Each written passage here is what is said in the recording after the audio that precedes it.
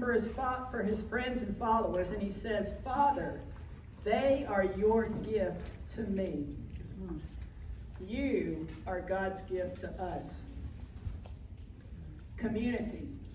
This is the core of what our ministry hopes to foster, because everyone wants to belong.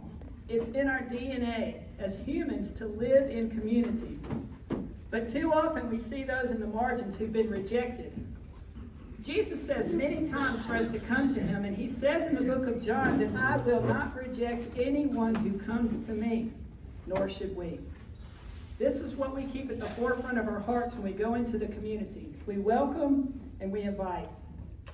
And isn't this why we're all here? All of us know the value of feeling welcomed, of belonging to a faith community, a chosen family that accepts and loves us as we are. Belonging helps us thrive, while rejection causes us to wither. As many of you know about the Family Acceptance Project of Best Practices study that talks about the consequences of rejection for kids and teens and families.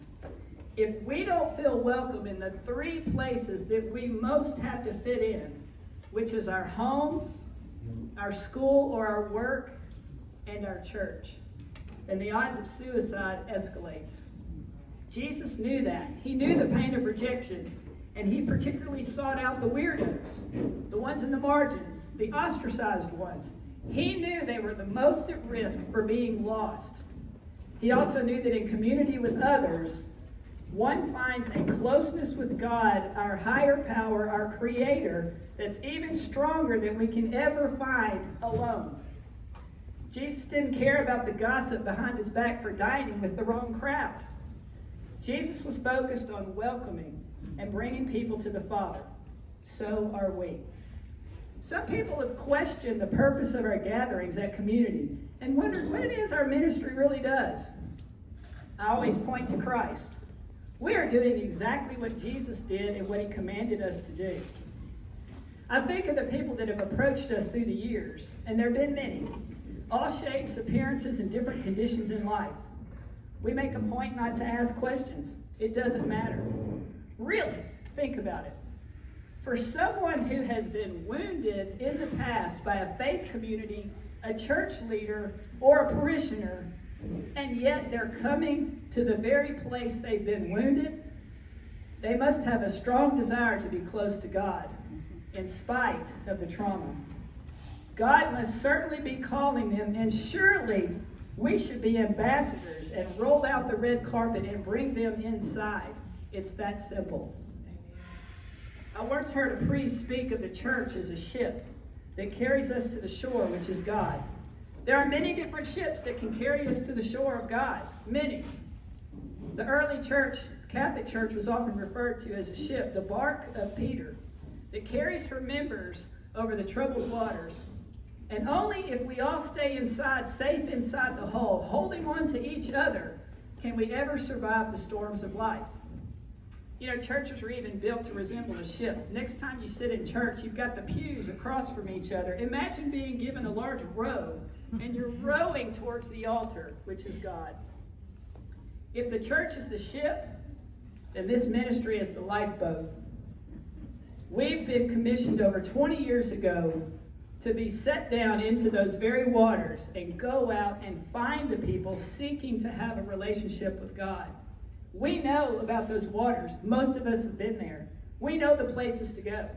And in just 48 hours, we're going to be in those waters in a field across from the FedEx Forum at Pride Day, because that's where we go to find people. And I can tell you, in my years of serving, there's over a dozen people, many in this room today, that have left the church, that are now active in church again. Some that actually converted to Catholicism because they saw us at Pride. What do?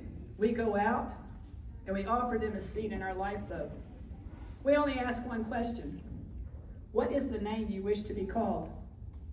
And we leave the rest up to God. Because if I have faith that God is calling them, then I don't need to get in the way. I just need to bring them into church.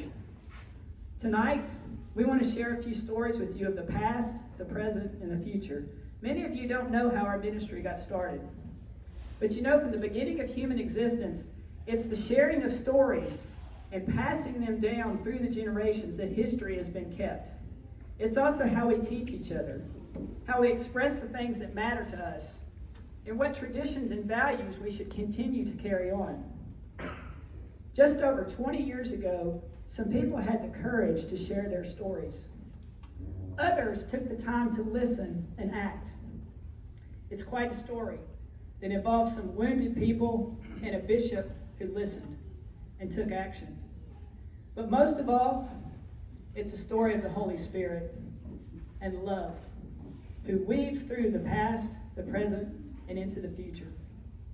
Some of those people that were here over 20 years ago are sitting in this room today, and because of their deep love for each other and this church, this ministry came to be. Each of you is here tonight because you are in some way linked to those people. Their experience has helped shape this ministry and form the core value of hospitality and welcoming.